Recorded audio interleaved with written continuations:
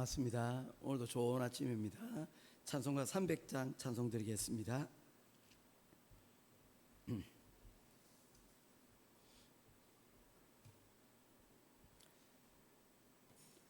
찬송가 300장 찬송입니다. 내 마음이 낙심되며 근심에 눌릴 때 주께서 내게 오사 위로해 주시네. 가는 길 캄캄하고 괴로움 많으나 주께서 함께하며 내 짐을 지시네. 그네가 내게 족하네. 그네가 족하네. 이 괴로운 세상 지날 때 그네가 족하네. 희망이 사라지고 친구 날 버릴 때 주 내게 속삭이며 새 희망 주시네. 싸움이 맹렬하여 두려워 떨 때에 승리의 왕이 되신 주 음성 들리네. 그네가 내게 족하네. 그네가 족하네. 이 괴로운 세상 지날 때 그네가 족하네. 번민이 가득 차고 눈물이 흐를 때 주 나의 곁에 오사 위로해 주시네. 환난이 닥쳐와서 어려움 당할 때 주님의 능력 입어 원수를 이기네. 그네가 내게 족하네. 그네가 족하네. 이 괴로운 세상 지날 때 그네가 족하네. 아멘. 찾으실 하나님의 말씀은 요한복음 제 11장입니다. 1절에서 16절까지 말씀 보도록 하겠습니다. 요한복음 11장 1절에서 16절까지 말씀입니다. 어떤 병자가 있으니 이는 마리아와 그 자매 마르다의 마을 베다니에 사는 나사로라.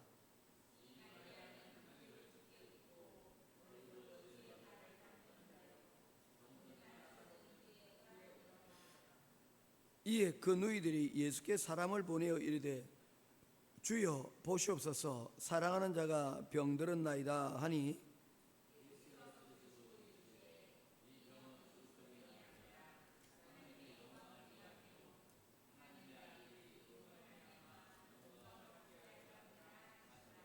예수께서 본래 마르다와 그 동생과 나사로를 사랑하시더니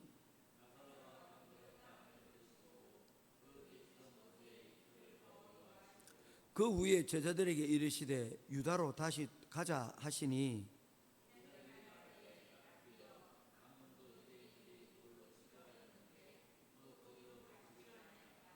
예수께서 대답하시되 낮이 12시간이 아니냐. 사람이 낮에 다니면 이 세상의 빛을 봄으로 실족하지 아니하고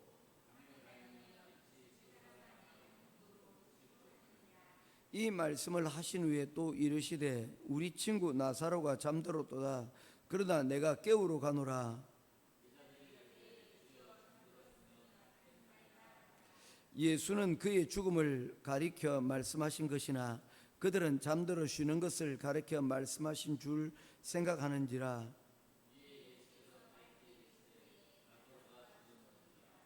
내가 거기 있지 아니한 것을 너희를 위하여 기뻐하노니 이는 너희로 믿게 하려 함이라. 그러나 그에게로 가자 하시니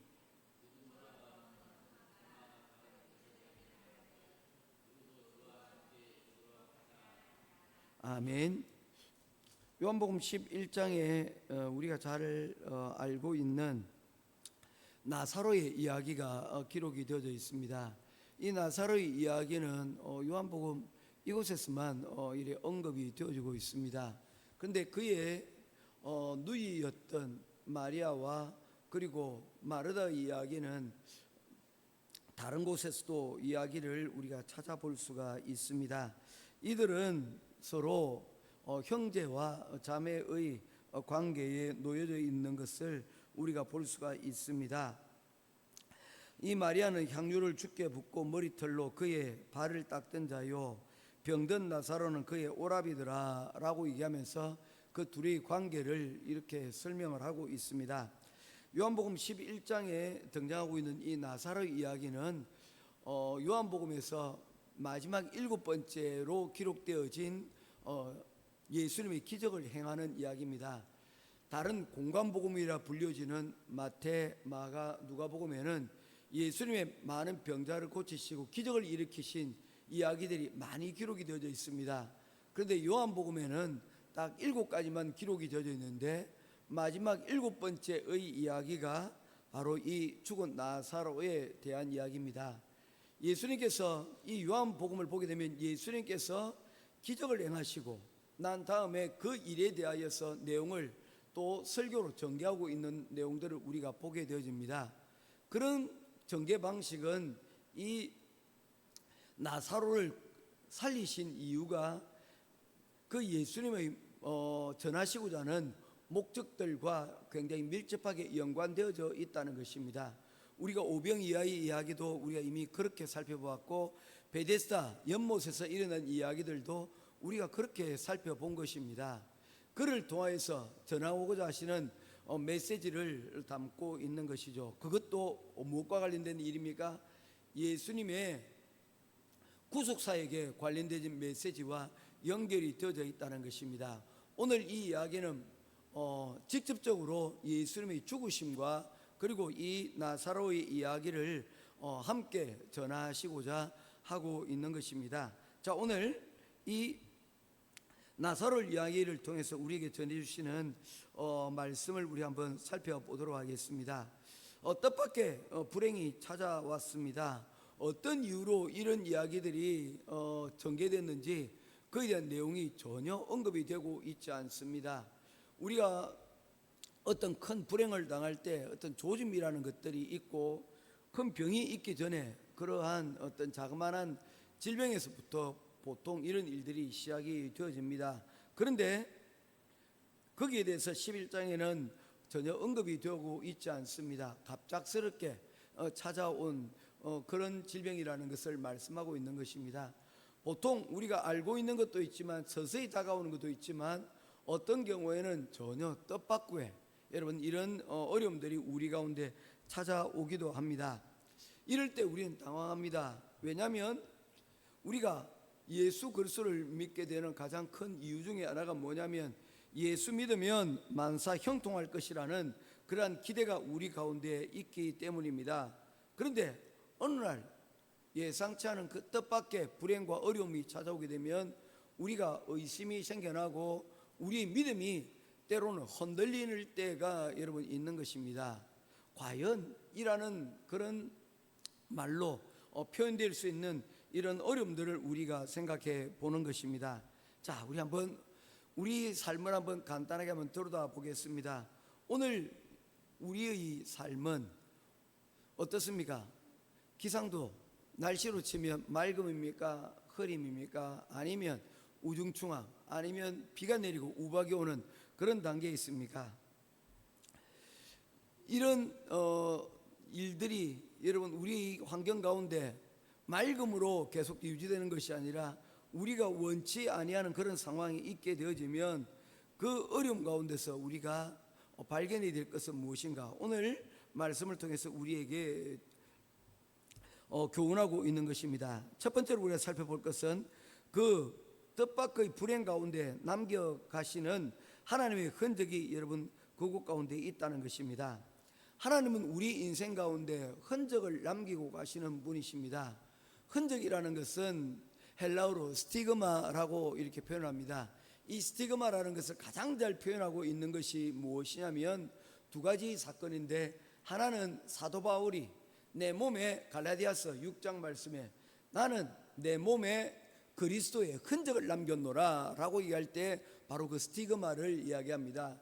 사실 이 스티그마는 노예나 혹은 상처가 생겼을 때 그 상처가 낫는 과정에서 생겨나는 그런 흉터들, 이걸 스티그마라고 이야기를 합니다.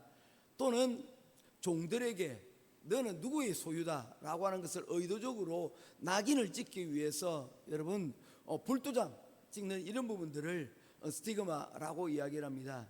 그래서 스티그마는 드러내놓고 사람들에게 보여주기에 조금 불편한 그런 것임을 우리가 볼 수가 있습니다. 드러내놓고 자기의 흉터나 드러내놓고 자신의 낙인을 여러분 드러내는 것, 그거 쉬운 일이 아닙니다. 자신의 부끄러움일 수 있고 불편한 것일 수 있기 때문입니다. 그럼에도 불구하고 사도 바울은 이것이 나의 예수로 인한 스티그마, 흔적이다라고, 여러분 낙인이다라고 사람들에게 보여줬습니다. 어떤 이들에게 있어서는 우리가 예수 그리스도를 믿고 예수 그리스도를 믿는 것으로 인하여 당하는 고난이나 어려움들, 그로 인한 흔적이 남는 것들이라도 할지라도 사도 바울은 전혀 그것에 개의치 않았습니다. 이것이 나의 곧 무엇이기 때문입니까? 자랑이기 때문입니다. 우리는 이러한 것들을 우리 삶 가운데서도 종종 보게 되어집니다. 어떤 사람들이 흉터를 보고 여러분 이야기를 합니다. 이 흉터가 말이야, 내가 6.25 때 내가 베트남 전쟁을 겪으면서 전쟁에서 총알이 지나간 자리야. 무엇을 말하고자 하는 것입니까? 총알을 여러분 얘기하고자 하는 것입니까? 아닙니다. 내가 나라를 위하여서 이만한 희생을 내가 그만큼 겪었다는 것입니다. 자랑스러운 흔적이라는 것이죠. 내가 자녀를 위해서 수고를 하고 우리 가족을 위하여 희생하고 내가 믿음으로 살다가 남겨진 이런 모든 흔적들은 여러분 그것이 의미가 있는 것은 여러분 자랑스러운 것이 쓸 수밖에 없다는 것입니다. 그렇지 않겠습니까? 자랑스럽게 여러분 내놓을 수 있는 그런 흔적이 있습니까? 바울 사도는 바로 예수를 믿고 매를 맞고 감옥에 갇히고 그로 인한 그 모든 상처들이 내게는 상처뿐만 아니라 그것이 나의 훈장과 같은 것이다 라고 그는 그렇게 말하고 있는 것입니다. 이 스티그마는 그러면 어디로부터 온 것입니까? 보통 기독교에서 스티그마라고 하는 것은 예수 그리스도께서 십자가에 달리실 때 양손과 옆구리에, 양발과 옆구리에 남겨진 못자국과 창자국을 스티그마라고 이야기를 합니다. 이걸 가리켜서 성흔이라고 얘기합니다. 거룩한 흔적이라는 그런 의미를 가지고 있죠. 여러분 예수 그리스도께서 도마가 요구하실 때 이 자신의 몸에 있는 상처를 보여주셨습니다. 이 상처는 무엇입니까? 내가 너희를 위하여서 흘리신 피고 그리고 또한 찢긴 그 살, 이를 통하여서 너희가 구원받았다. 바로 그 상처를 여러분 상처가 그 몸에 남겨지신 것이기 때문입니다. 그러기에 도마가 예수님의 쓰라린 그 상처를 보기를 구하였지만 예수님께서는 봐라, 이것을 보고 믿지 않는 자가 되지 말고 믿는 자가 되라라고 말씀을 하고 계시는 것을 보게 되어집니다. 이처럼 불행이나 상처, 나의 나약함을 통하여서 때때로 하나님께서는 우리 인생에 무엇을 남겨주시기를 원합니까? 우리가 누구에게 속한 자라는 것을 예수님께서는 흔적으로 남겨주는 것입니다. 그리고 그것이 지나갔을 때 여러분 우리가 뭐라고 얘기합니까? 이것이 나의 간증이요, 이것이 나의 예수 그리스도와 동행한 흔적이라고 말할 수가 있는 것입니다.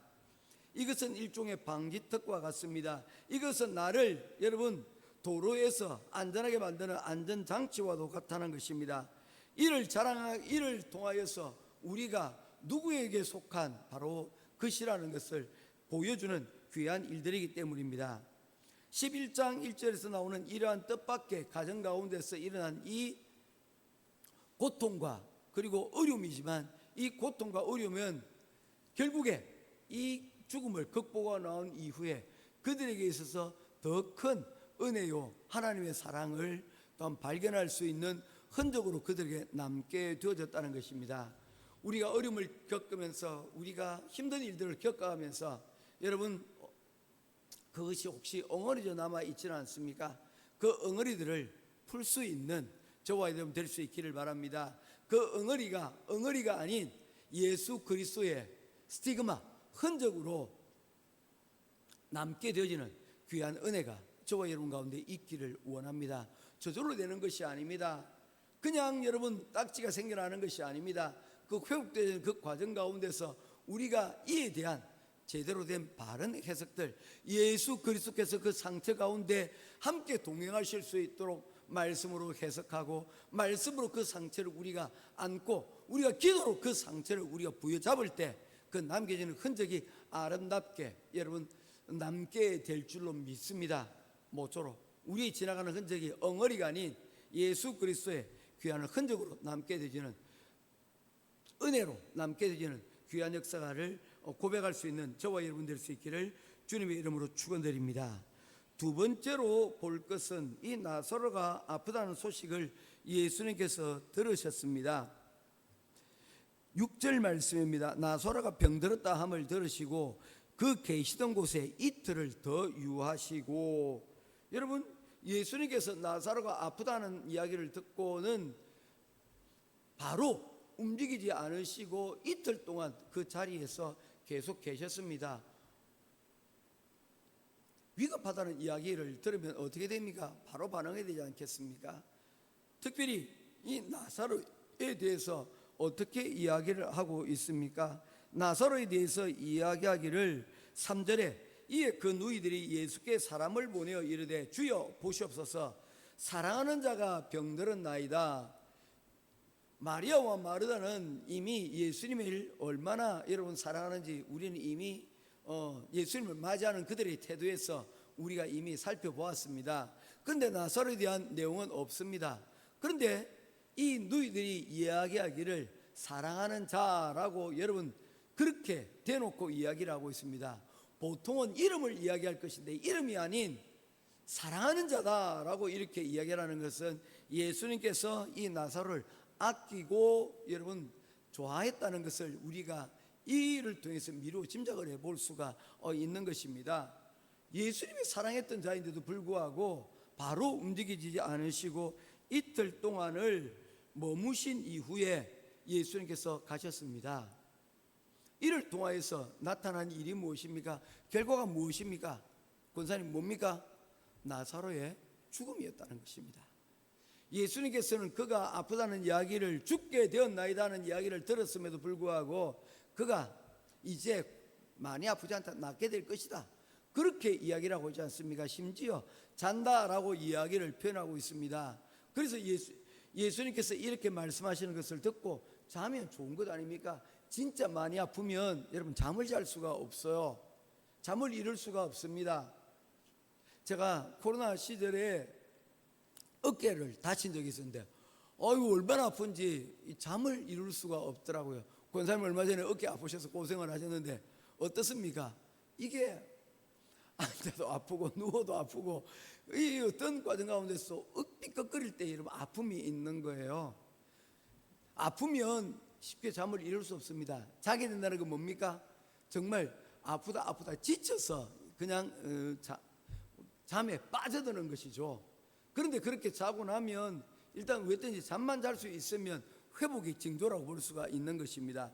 그래서 제자들도 얘기합니다. 예수님 자면 좋은 것 아닙니까? 12절 제자들이 이르되 주여 잠들었으면 낫겠나이다. 아프다가 잠이 들었다는 것은 이제 회복되는 중이 아닙니까? 라고 얘기를 하고 있는 것이죠. 그런데 예수님께서는 더 큰 것을 그들에게 말씀하고 있습니다. 죽음이라는 것이 결국에는 뭐라는 것입니까? 잠에서 깨어나는 것과 같이 하나님께서 우리를 죽게 하시지만 우리는 인간이기에 여러분 죽음에 맛볼 수밖에 없습니다. 죽게도 하시지만 결국에 우리를 믿는 자들을 어떻게 하십니까? 다시 살려주실 것을 말씀을 하고 있는 것입니다. 이 마지막 7번째 요한복음에서의 마지막 기적을 통하여 예수님께서는 어떤 메시지를 전하고 있는 것입니까? 부활에 대한 메시지를 전하고 있는 것입니다.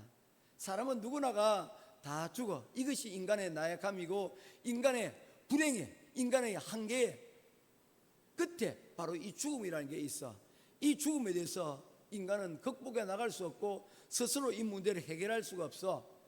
이 문제에 대해서 예수님께서 나사로의 죽음을 통하여 이 제자들에게 메시지를 전하고 있는 것입니다.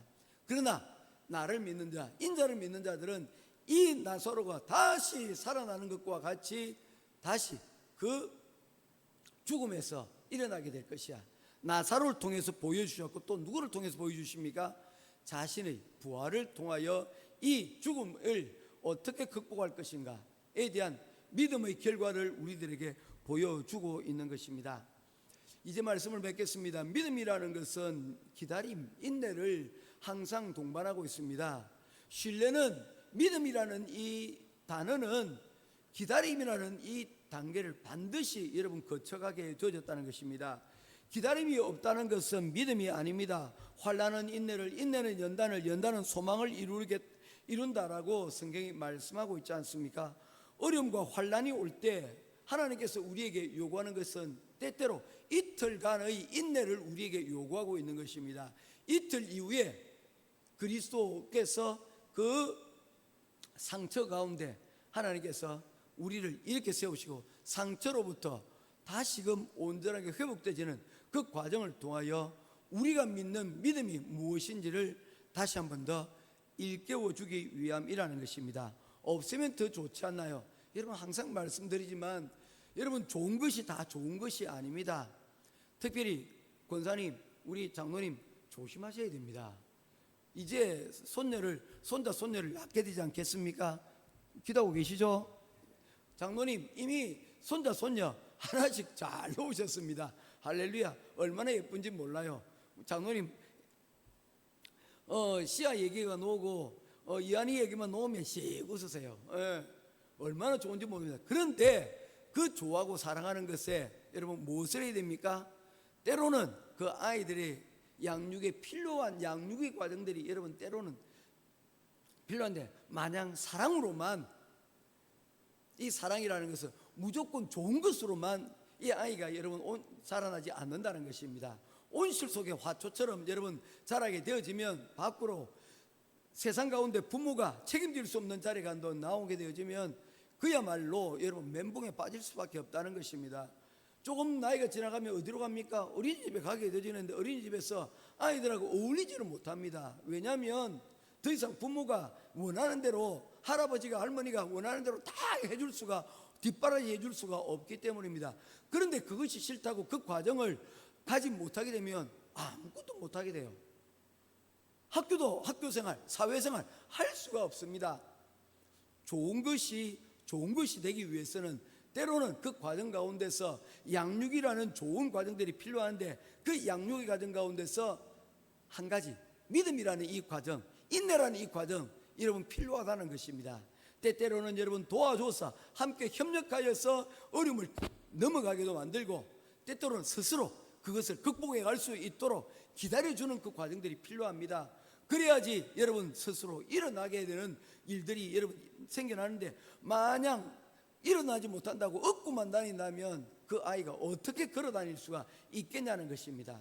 걷다가 넘어지기도 하고 걷다가 여러분 뭡니까 부딪히기도 하면서 심하지만 않으면 그 과정 가운데서 여러분 성장하고 자라나기 때문입니다. 부족함이 없이 인내 없이 이루어지는 신앙은 좋은 신앙이라고 마냥 할 수가 없는 것입니다.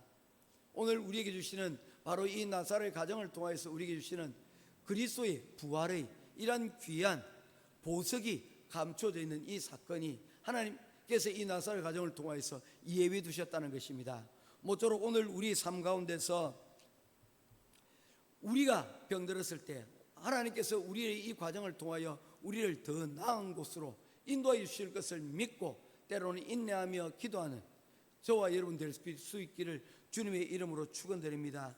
우리의 아픔과 눈물을 부끄러워하지 말고 훗날 그것이 하나님의 살아계심을 증명할 가장 강력한 간증의 도구가 될 수 있고 흔적이 될 수 있다는 것을 알고 이를 통해서 하나님의 축복의 통로로 쓰임받기를, 그리고 그것을 받아들일 수 있는 저와 여러분 될 수 있기를 주님의 이름으로 축원드립니다. 기도하겠습니다. 고마우신 아버지 하나님, 은혜와 사랑을 감사합니다. 때로는 우리 삶 가운데서 하나님 어려운 일들을 만날 때가 있습니다. 뜻하지 않는 그러한 상처들을 하나님 우리가 만날 때가 있습니다. 그럼에도 불구하고 이 상처를 통하여 우리가 회복되어지고 나아가는 과정들을 통하여서, 인내의 과정들을 통하여서 우리의 믿음이 더 성숙해지고 다른 사람을 대하는 인내가 이해가 더 깊어지는 것들을 하나님 볼 수가 있습니다. 오늘 특별히 무엇보다도 예수 그리스도께서 한 가정의 아픔을 통하여 예수 그리스도의 부활이 무엇인지를 그들에게 고난과 이 부활에 대하여 말씀하고 있습니다.